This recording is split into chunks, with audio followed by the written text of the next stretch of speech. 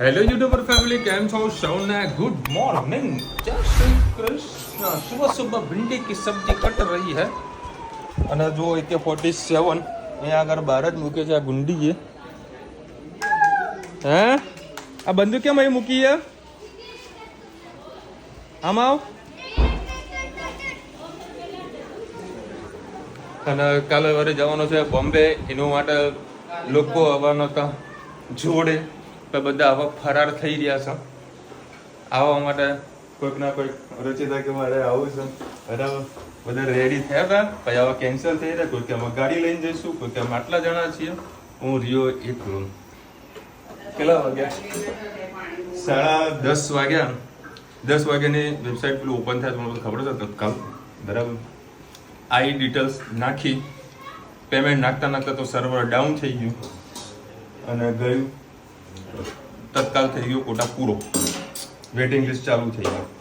પાછી બીજી ટ્રેન પકડી, પછી મેં પ્લાન કર્યું કે એક કામ કરું, ના વંદે ભારત નહીં, ત્યાં કરતાં પછી લેક્ચરરનો ફોન કર્યો, કારણ કે જે ટ્રેન કરી હતી ને એ સાંજને રાત્રે 8:15 9 વાગ્યાની ટ્રેન હતી અને સવારે મને 5 વાગે ઉતાર્યો। મેં કીધું બોમ્બેની અંદર આવી નગરીમાં હું કોના ઘરે જઉં, કઈ હોટલમાં જઉં? 9 વાગે સવારે 5-6 વાગે ઉતાર, કોઈ મતલબ નથી બોમ્બેની અંદર। પછી મેં એક કામ કર્યું, એક કામ કરવા દે મને, લક્ઝરી બુક કરવા દે। તો લક્ઝરી વાળાને ફોન કર્યો, મને કે સિંગલના 800 રૂપિયા ભાડું છે અને એ આપણને ઉતાર 11 વાગે। બધું આ બસ આપણી હારી, તમે સ્લીપર બસનું નક્કી કર્યું છે, હજુ એને પેમેન્ટ નથી કર્યું। હા બરાબર, એ લક્ઝરીમાં બેસી જાય હું, એટલે સવારે 9-10 વાગે મને ત્યાં આગળ ઉતારી દેશે।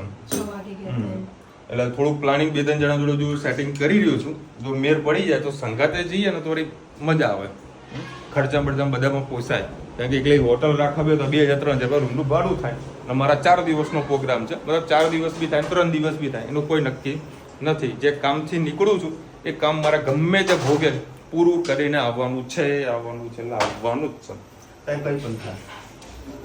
જોઈએ કેટલા લોકો હંગાત આવે છે, નકારે એકલા જિંદાબાદ। જો બંદૂક લઈને ફરી, બંદૂક કેમ બંદૂક લઈને ફરે ગુંડી?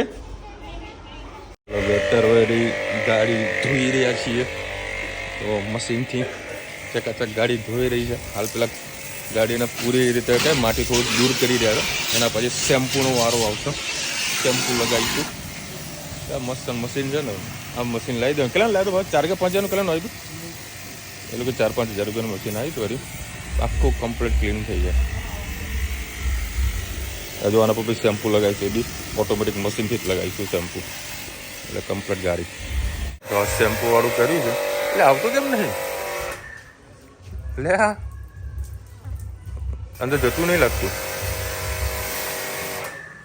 એ લોચા મારે આ તો। બોલો શેમ્પૂ મોંઘા ભાવનું અંદર નાખ્યું, એ નીકળીને બહાર જ નહીં આવતું, ખબર તને? એ આવતું જ નહીં બહાર। બોલો બહાર નીકળી જશે, પકડજે ને। હા આવ્યું શેમ્પૂ આવ્યું। એ નહીં, મારું મેન જગ્યાએ માર ને ભાઈ શેમ્પૂ તું।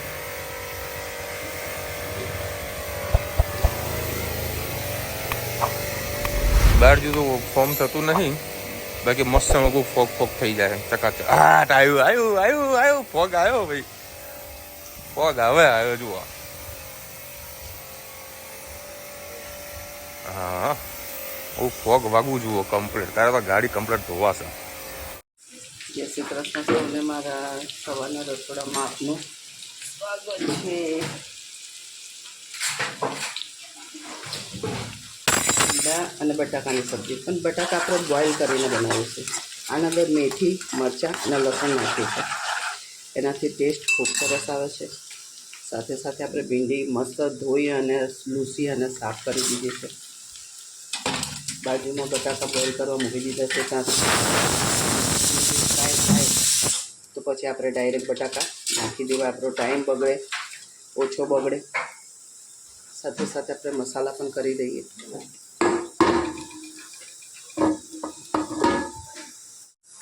બટાકામાં સહેજ મીઠું મેં નાખેલું છે, એટલે ખાલી ભીંડી પૂરતું નાખીએ મીઠું। હળદર,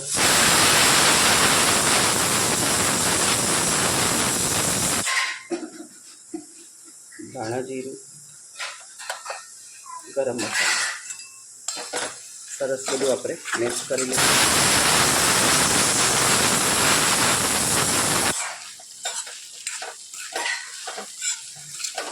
ભીંડા હંમેશા આવી રીતે વઘારી અને ઢાંકી નહીં દેવાનું, થોડીક વાર ખુલ્લા જ રહેવા દેવાના, એટલે જે અંદર પાણી હોય છે એટલે એને તરત ને તરત ઢાંકવાનું નહીં. 5-10 મિનિટ એના ખુલ્લા જ આવી રીતે મસાલા સાથે આપણે શેકવાના.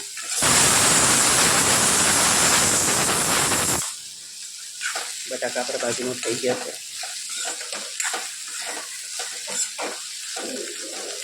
બસ ભીંડાને થોડીક વાર આવી રીતે મસાલા સાથે થવા દઈએ. તમે જોઈ શકો છો 10 મિનિટમાં આપણી સબ્જી મસ્ત તૈયાર થઈ ગઈ. અને આ કઢાઈયામાં કરીએ છીએ ને તો જલ્દી થઈ જાય છે. નોનસ્ટિકમાં જલ્દી કડક નથી થતી અને ચડતી પણ નથી. એટલે આ આયરનના કઢાઈયામાં કરી છે. બટાકા પણ મસ્ત આપણે બોઇલ થઈ ગયા છે. હવે એને આપણે મિક્સ કરી લઈએ.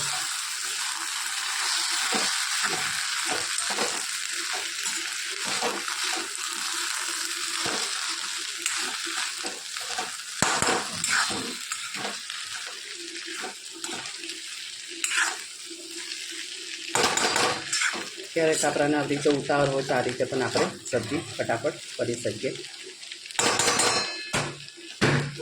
કોમેન્ટમાં ચોક્કસ છે કે અમારા ભીંડા બટાકાની સબ્જી કેવી લાગે. તો આવા બબી હવે આવતા ભેગે રેડવાનું ચાલુ કર્યું છે. આ કાચી કે બાફી લઈએ? હજુ બાફી છે. હવે શું કરવું છે તારે? એવું માવા ને માં ધનુ ને. ચલો ભાઈ 12:30 વાગ્યા છે. ધાણા સમારી રહ્યા છે. જમરી કે બાકી હતા? અચ્છા ચલો આનો પહેલા બેટા ગરમ છે ને ઠંડુ કરવું છે ને તારે? ઠંડુ કરવું ને હે ને? લે રુચિ તારે ઠંડુ કરીને ખવડાય. ચલ બસ એ હા એટલે આ બાપા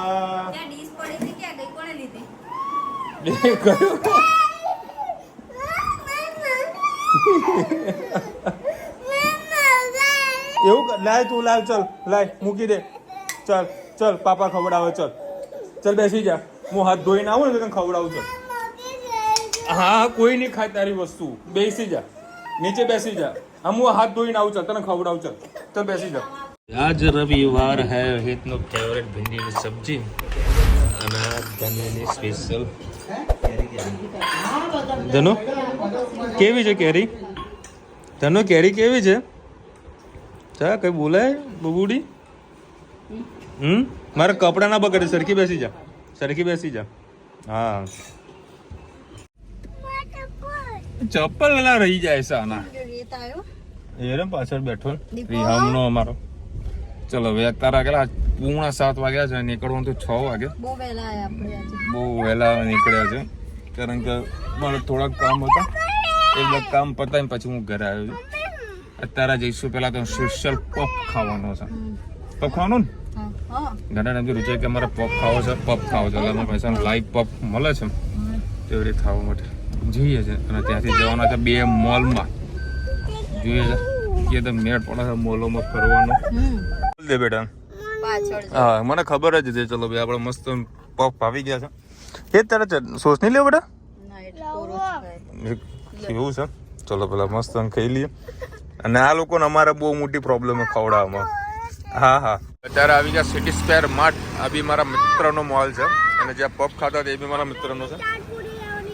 હા ચાટ પૂરી લેવી છે. હજુ તો ફરમાઈશ ચાલુ થઈ ગઈ.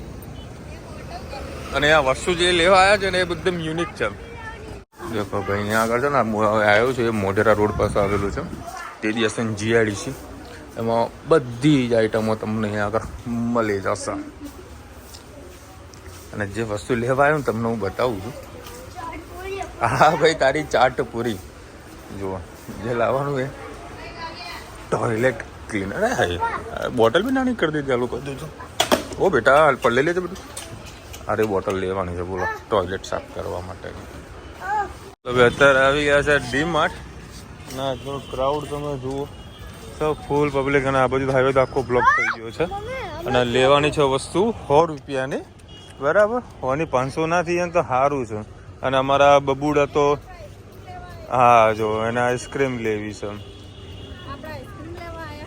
આઈસ્ક્રીમ લેવાની તારા ચપલા લેવા આવ્યા છીએ આઈસ્ક્રીમ બસ બીજું કોઈ હોય જ નહીં આ લોકોને તો. ચલો ભાઈ મને એક વાર જેને ચપ્પલ તો મળ્યું નહીં સાઈઝનું અને ધનુ બેન કહે છે મારે એટલે પહેર તો ખરી ધનુ કે મારે નહીં પહેરવું શું કરવાનું કહો આવા પૈસા આપણું હાલ તો હાથમાં એના જોડે હતું તો ખરા તો લઈ તો નહીં ગયો છે. ફોટો તો પાડવા દે મારી કો ખાવા માંડો ચલો ઓગડા બી મને ફટાફટ ખાવા માંડો આઈસ્ક્રીમ ની મજા એવી ડી-માર્ટ મજા મોજ કરવાની તો એમાં પાછું આ બધું લગાવવાનું ત્યારે તો આ ધનુબેન આઈસ્ક્રીમ ખાય. ટીશ્યુ લગાવવાનું હોય બેટા કે હાથ લૂસવાનો હોય? અચ્છા આમ પકડવાનું? હા એમ તને આવડતું જ નથી. નથી ખબર ભાઈ સાહેબ. હા હાથ ના બગડવા જોઈએ. અને ધણીને લટ જો પાછા કાઢી છે આમ હા. જય શ્રી કૃષ્ણ સૌને સાંજના રસોડામાં આપનું સ્વાગત છે. આજે રગડા પેટીસ બનાવવાની છે તો આપણે પેટીસ કેવી રીતે બનાવી તે તમારી સાથે રેસીપી શેર કરીએ. આના અંદર ચીલી ફ્લેક્સ નાખ્યા છે. મારી પાસે ચોખાનો લોટ નથી તો 10 રૂપિયાવાળું જે આપણે ચોખાનો લોટ આવે છે એ આપણે અંદર નાખી દઈશું. આના અંદર ઘણા બધા મસાલાને બધું આવતું એટલે આપણને ફ્લેવરમાં સારી મજા આવતી હોય. સ્વાદ અનુસાર આપણે મીઠું નાખીશું, થોડુંક બ્રેડ કમ્સ નાખીશું જે સૂકી આપણે બ્રેડ આવે બસ આ બધું આપણે સરસ એને મિક્સ કરી લઈએ અને લોટ જેવો બાંધી દઈએ. ટીકી સરસ વરાઈ ગઈ છે. હવે થોડું તેલ મૂકી અને મસ્ત એને ફ્રાય કરી દઈએ. ચલો ભાઈ ધનુના ચપલા આવી ગયા અને આઈસ્ક્રીમ ખાધા પછી કે પાપા પોપકોર્ન કોણ ખવડાવશે એ પોપકોર્ન ખાધા. ચલો ભાઈ 8:30 વાગ્યા છે અને હજુ કેરી એમને એમ રહી છે મસ્ત લીલી શું બનાવો તમે? રગડો પેટીસ રેડી કરી દીધી ચક આપણે રગડો વઘારીએ. 4-5 પરી જેવું મેં તેલ નાખ્યું છે. આનામાં લસણ, ટામેટું, ડુંગળી અને એક લીલું મરચું એટલી વસ્તુ નાખી છે.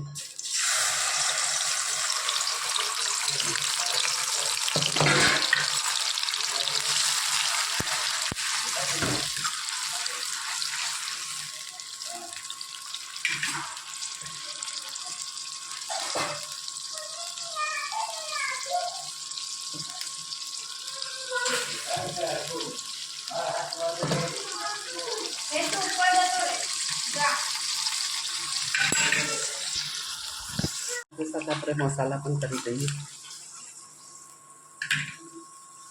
ગેસ થોડું ફાસ્ટ કરીએ. વટાણા બાફતી વખતે થોડુંક મીઠું નાખ્યું હશે એટલે ગ્રેવી પૂરતું આપણે મીઠું નાખીએ. હળદર, લાલ મરચું આ થોડું સ્પાઇસી જ હોય છે. વટાણા છે એટલે થોડી હિંગ, ગરમ મસાલો, ધાણા જીરું અને છોલે ચણાનો મસાલો.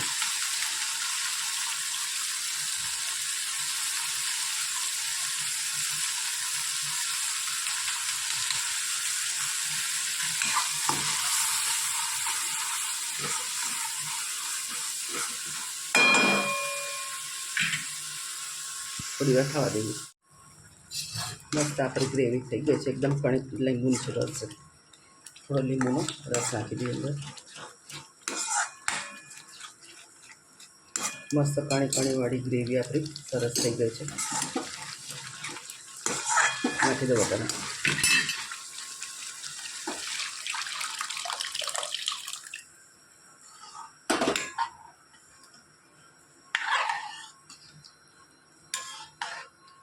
આ રીતે આપણે વઘાર કરીએ તો આપણે તરીની જરૂર પડે નહીં એટલે આ રીતે પહેલેથી થોડું તેલ વ્યવસ્થિત મૂકી અને આપણે આને કરી લેવાનું.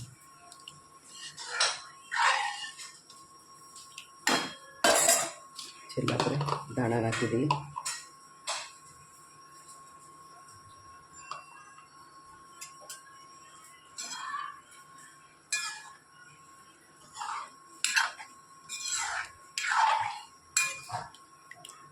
થોડુંક પાતળું કર એટલે પાણી નાખવાનું.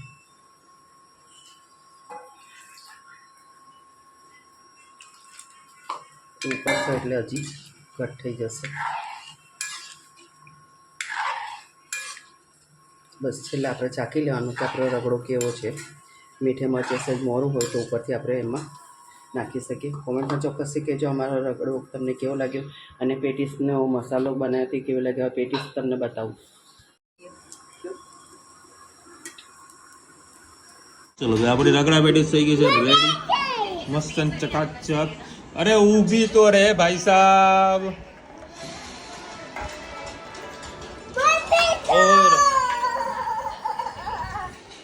ચા બૂમો પાડે છે. અને મસ્ત રગડો થયો, તરી પણ ચકાચક નીકળી છે બહાર.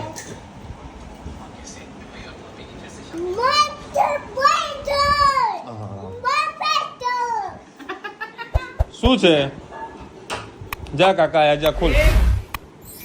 અને ઉપર થોડીક માથે તરી નાખીએ.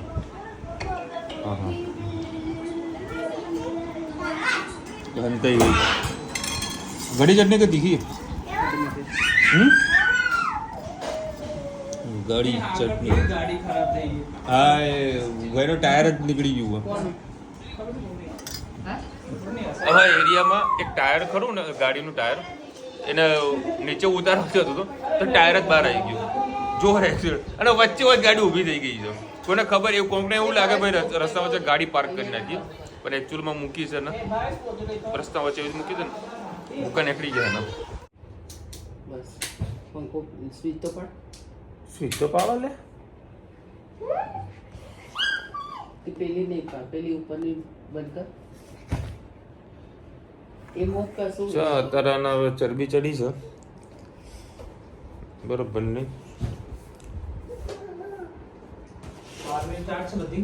અને આજે ગુરુ પૂર્ણિમા હતી, અમે તો કઈ મંદિર જઈ ના શક્યા. તમે કયા કયા મંદિરે ગયા હતા, કયા તમારા ગુરુદેવ છે, ગુરુદેવનું ખાસ નામ લખજો. ખાટલામાં બેઠા છીએ જતા આ મહિને. આજે તો ગુરુ પૂર્ણિમા થઈ ગઈ. બરાબર, તમારા ગુરુનું નામ લખજો, કયા કયા ગુરુ છે અને કયા કયા મંદિરે તમે જઈને આવ્યા છો. અને અત્યારે દ્વારકામાં દ્વારકામાં જબરજસ્ત વરસાદ પડી રહ્યો છે. ગરમી પડી રહી છે. અને અમારે અહીંયા તો ગરમી છે.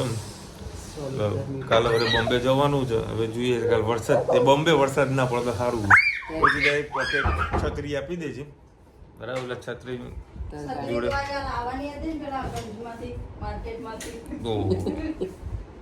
એને તો બધી વસ્તુ જોવા પડી. બાર એટલા કૂદકા મારે ચલે એવી સાઈડ લાવ ચંપલ પાછા આપી આઈએ. આવો ચપ્પલ આપ્યા પાછા. અમે લેવાના એ ચાલુ કર. ના બોલું ને, આ ધનીબેન છે ને ડીમાર્ટ ગયા ને એટલે કે આઈસ્ક્રીમ ખાવી, એટલે રુચિતા કીધું મારા જોડે પૈસા નથી, કે પાપા જોડે છે. હે તે કેટલી આઈસ્ક્રીમ ખાધી એ ધનુ? જોજા કેટલી ચરબી કાઢે જુઓ.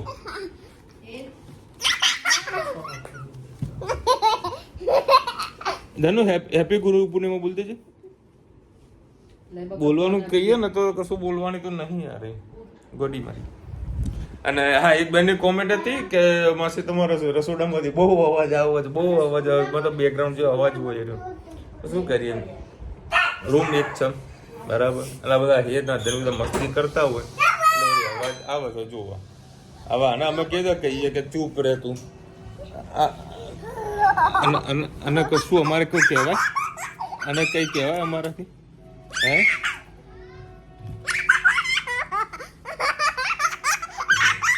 તે શું ખાધું? એ તો કે શું ખાધું આજે? હે બાબા ખાધો શું કે ખબર નહીં. પોપકોર્ન ઉપર હશે. એટલે ફટાફટ કોમેન્ટમાં જરા કહેજો કે તમે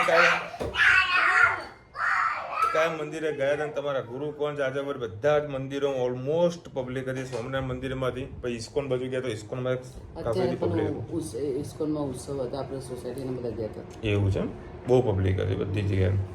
સરસ. વર્ષમાં એક વખત ત્યાં ગુરુને યાદ કરવાના હોય એટલે જવું જોઈએ. જવું જોઈએ. અમે લોકો નહીંથી જઈ શક્યા કારણ કે વળી જવું તો મંદિરે બરાબર, પણ ઓલરેડી પણ લેટ થઈ જાય એવું હતું કારણ કે 2 જગ્યાએ જવાનું હતું એટલે પણ પછી મંદિરે કશે ના ગયા. ગયા બેટા દર્શન, તમે લોકો દર્શન કરીને એટલે દર્શનમાં સુધી આવી જશે. ચલો મળીશું નવા વિડીયો સાથે, નવા મોજ મસ્તીની સાથે. ત્યાં સુધી અમને આપણો જય હિન્દ, ભારત માતા કી જય. અને વિડીયો ગમે તો આપણે લાઈક કરો, શેર કરો, સબસ્ક્રાઈબ કરો, બધાને રાધે રાધે. રાધે રાધે.